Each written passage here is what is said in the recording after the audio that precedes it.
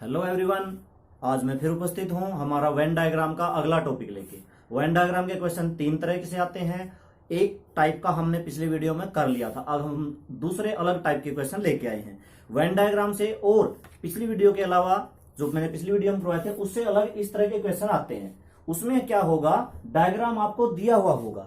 पिछली वीडियो में भी ऑप्शन में डायग्राम दे रखा था, लेकिन इसमें इस तरह से डायग्राम दे रखा है। तो देखो स्टेटमेंट क्या है कि नीचे दिए आलेख में से कौन सा अंक ईमानदार और परिश्रमी युवकों को दर्शाता है।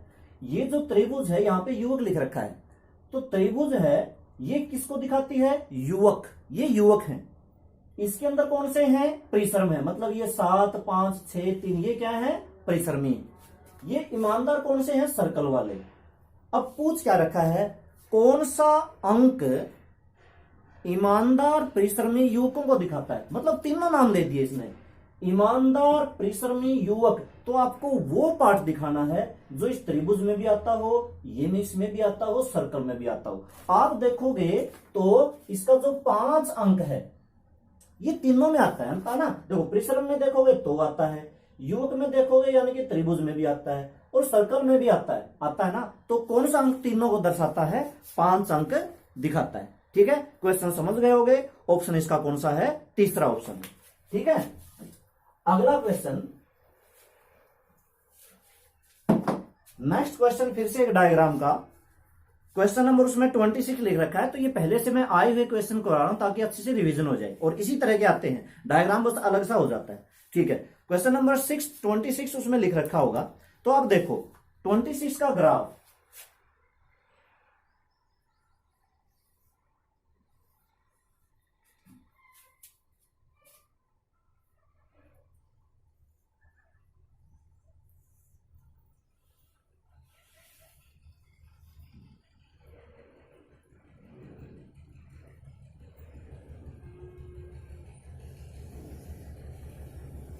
देखो इस तरह का हमारे पास ग्राफ है। इसमें यहाँ पे कितना लिख रखा है? 3। ये जो वर्ग है ये क्या है? वर्ग। यहाँ पे कितना है? 2। यहाँ पे कितना है? 8। और 4 कहाँ पे है? यहाँ पे। और यहाँ पे कितना है? 5। यहाँ पे कितना है? 7 है। नहीं, 7 तो यहाँ पर है, 7 यहाँ पर है। यहाँ पर कितना है? 6 है। यहाँ पर 10, यहाँ पर 9, और यहाँ पर कितना है? 1 है। ठीक है, इस तरह का है। तो ये जो वर्ग है, ये वर्ग किसको दिखाता है? तांबे को। यहाँ पर क्या है? तांबा। तो ये वर्ग क्या है? तांबा। और ये जो त्रिभुज है ये किसको दिखाती है? एल्यूमिनियम को। किसको दिखाती है? ये किसको दर्शाती है? एल्यूमिनियम को। और ये जो आयत है ये किसको दिखाता है? कोयले को, यानी कि ये। और बच गया ये वृत्त। ये वृत्त किसको दिखाता है? टिन को। ठीक है, ये किसको दिखाता है? टिन को। इसके 3 क्वेश्चन इसने पूछ रखे हैं, है ना। 26 27 28 29 बारी बारी से मैं लगा दूंगा स्क्रीन के ऊपर। तो सबसे फर्स्ट, कौन सा क्षेत्र तांबा और टिन उत्पादित करता है? क्या पूछ रखा है? कौन सा क्षेत्र तांबा और टिन उत्पादित कर रखा है? ऑप्शन में है 1 2 3 4। तांबा और टिन कह रखा है। तांबा किस में आता है? स्क्वायर में। टिन है ये वृत्त। तो कौन सा ऐसा पार्ट है जो स्क्वायर में और इस वृत्त में आता हो? आप देखोगे ये जो यहां पे 4 है, ये जो यहां पे 4 है, देखो ये टिन में आता है और उसमें भी आता है। बाकी 2 नहीं आता, वृत्त में नहीं आता। हाँ 8 आप कह सकते हो, लेकिन 8 तो त्रिभुज में भी आता है, इस कोयले में भी आता है। त्रिभुज मतलब एल्यूमिनियम में भी आता है, और ये 8 तो इसमें भी आता है। ठीक है, और वृत्त में भी आता है। ये तो वो पार्ट है जो चारों में आता है। अगर ये कहते हैं ना कौन सा अंक तांबा, एल्यूमिनियम, टिन और कोयला चारों में आता है, तो हमारा कौन सा ऑप्शन होगा? 8 ऑप्शन होगा। वो इसी तरह से क्वेश्चन पूछे जाते हैं। ये क्या पूछ सकता है? कौन सा अंक केवल एल्यूमिनियम को दिखाता है? केवल एल्यूमिनियम 7, जो केवल एल्यूमिनियम में है, बाकी किसी का नहीं है।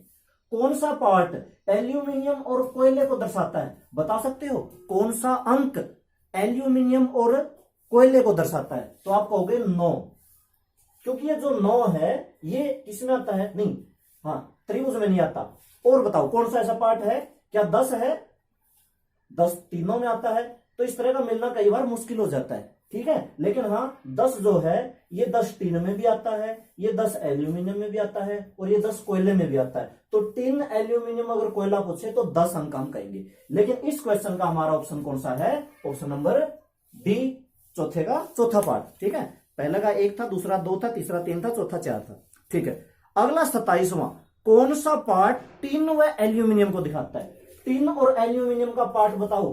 टीन का और एल्यूमिनियम का, टीन मतलब इसका वृत्त का और एल्यूमिनियम मतलब त्रिभुज का। ऐसा कौन सा पार्ट है? ये जो 6 आपको दिख रहा है, इस 6 को ध्यान से देखो।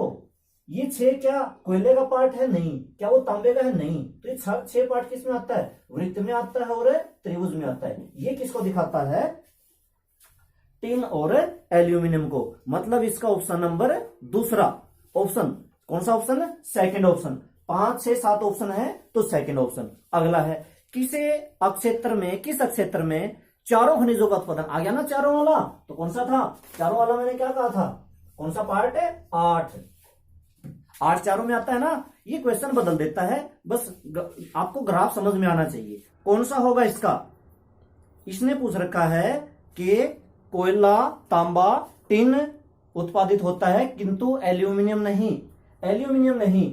अगर मैं इस तरह से इसमें देखूं तो ये वाला जो पार्ट है ये तो चारों में आता है, बाकी और अच्छा एल्यूमिनियम नहीं, मतलब एल्यूमिनियम को तो छोड़ दो, एल्यूमिनियम को तो छोड़ दो, मैंने त्रिभुज को ढक लिया है। ठीक है, बाकी ये वाला पार्ट तांबे में नहीं आता और ये वाला पार्ट जो 4 है ये किस में नहीं आता? ये कोयले में नहीं आता। और ऊपर वाला जो पार्ट है वो किस में नहीं आता? वो वृत्त में नहीं आता, टीन में नहीं आता। तो इसका मतलब इसके या तो इसके ऑप्शन गलत हैं 9, 10, 11। हाँ 11 कहां पे लिख रखा है? ये 11 लिखना कहीं ना कहीं छोड़ दिया। जरूर 11 यहां होगा। ठीक है, जरूर इसमें कोई ना कोई मिसप्रिंट है। ठीक है, या फिर इसके ऑप्शन गलत है, क्योंकि 11 में ऑप्शन दे रखा है तो मतलब इसमें 11 होना चाहिए। ठीक है, तो यहां पे जो हो सकता है, देखो मुझे पता नहीं है, या तो स्टेटमेंट रॉन्ग है तो इस तरह से हो सकता है। ठीक है, तो ठीक है अगला करते हैं। कई बार स्टेटमेंट भी रॉन्ग हो जाती है, क्वेश्चन पेपर में स्टेटमेंट रॉन्ग हो जाती है। अगला देखते हैं। ठीक है, इस तरह के क्वेश्चन हो गए। अब मैं नेक्स्ट का ग्राफ बनाता हूं। नेक्स्ट हमारा 48, आपको 48 क्वेश्चन दिख रहा होगा स्क्रीन पे। ठीक है, तो उसका मैं ग्राफ बनाता हूं। उसमें क्या दे रखा है?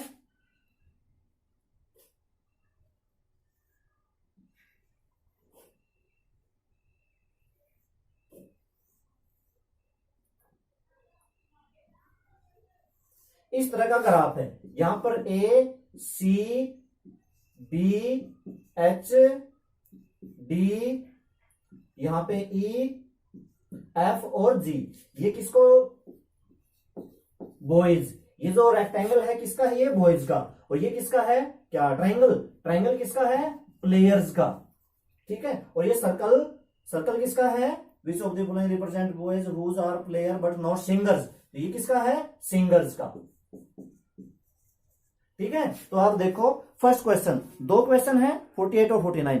हमारा 48 है which of the following represent boys whose are player but not singer. और ऑप्शन में है फर्स्ट हमारा A, अगला हमारा H, अगला हमारा B और अगला हमारा F। कौन सा ऑप्शन होगा? हमें वो बॉयज बताने हैं जो प्लेयर हैं लेकिन वो सिंगर नहीं है, नॉट सिंगर्स। तो सिंगर को तो छोड़ दो, सिंगर को तो आप छोड़ ही दो, इसको तो ढक लो, बाकी बच गया बॉयज में। अब बॉयज में ये 3 पार्ट बचते हैं A, C, B। ये B वाला पार्ट ही इस प्लेयर्स में आता है, ट्राइंगल में आता है B वाला पार्ट ही। इसको तो आपको छोड़ ही दो, इसको तो देखना ही नहीं है। बाकी बच गए ये 3 जो बॉयज A, B, C।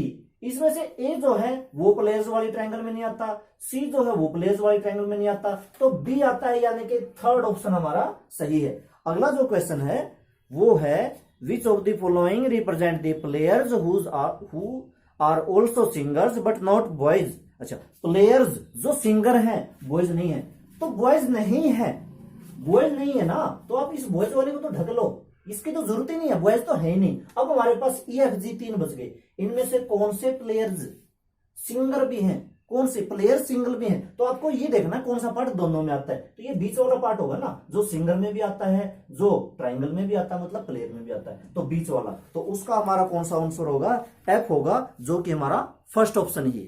ठीक है, तो हमारा फर्स्ट ऑप्शन ये है। अब हम अगला और ग्राफ बनाते हैं।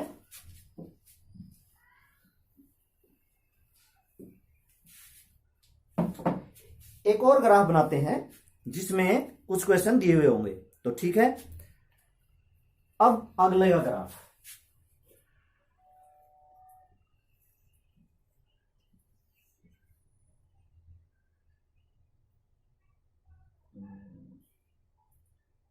ये कुछ इस तरह से है।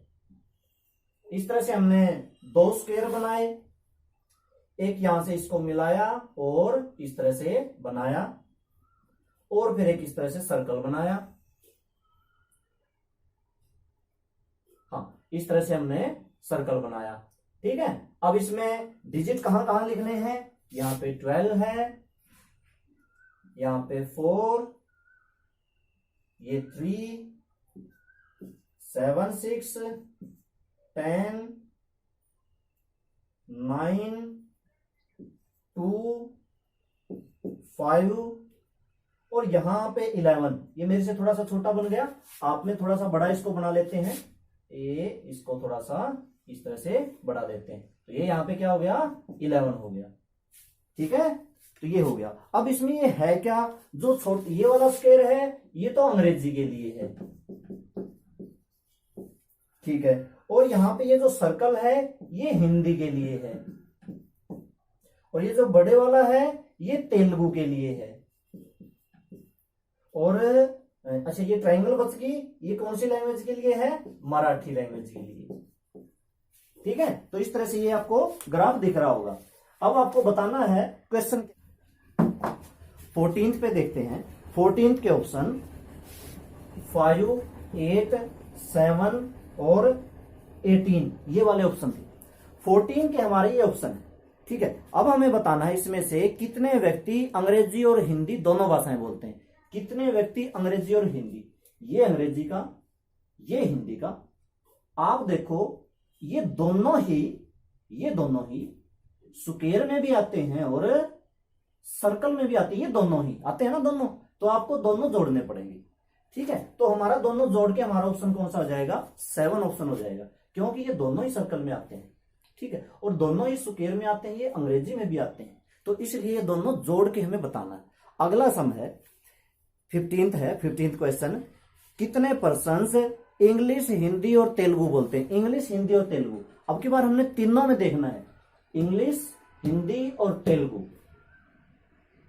ठीक है। क्वेश्चन थोड़ा सा इंग्लिश में, how many person can speak English, Hindi and Telugu. तो ये देख दो ऐसा पार्ट है जो तीनों में आता है, मतलब ये सर्कल में भी है, ये तेलुगु वाले में भी है, ये अंग्रेजी वाले में भी है, दो, ठीक है। तो इसका हमारा सेकंड ऑप्शन। अगला 16 है, how many person can speak all the languages, सब में कॉमन अगर कौन सा होगा, सब में कॉमन भी देखा जाए तो क्या कोई ऐसा पार्ट है, नहीं है। क्यों नहीं है, देखो और छोड़ो, ये ट्राइंगल ये अलग है, ये स्क्वायर ये अलग है। इस स्क्वायर में ट्राइंगल में कुछ कॉमन नहीं है, कोई भी ऐसा पार्ट नहीं है जो स्क्वायर में ट्राइंगल में कॉमन हो, ठीक है। और अगर मैं देखूं तो हाँ, और तो है, कुछ न कुछ कॉमन आ रहा है, जैसे तीनों में कॉमन है, इन दो में कॉमन है, इन दो में कॉमन, लेकिन ये ट्राइंगल जो पार्ट है ना, इस स्क्वायर से अलग हो गई, तो इसका ऑप्शन नन होगा, इसका आंसर नहीं है, क्योंकि कोई पार्ट ऐसा है ही नहीं जो चारों के चारों का कॉमन हो, तो ठीक है। तो आज हमारे ये वेन डायग्राम के कुछ इस तरह से डायग्राम दिया हुआ होता है, जो कि बहुत इजी होता है, इसमें रीजनिंग के क्वेश्चन आ लेते हैं, तो ये आज हमने किए। क्वेश्चंस कैसे लगे, अच्छे लगे होंगे, तो ठीक है, आज के लिए बस इतना ही। Okay, good bye and take care.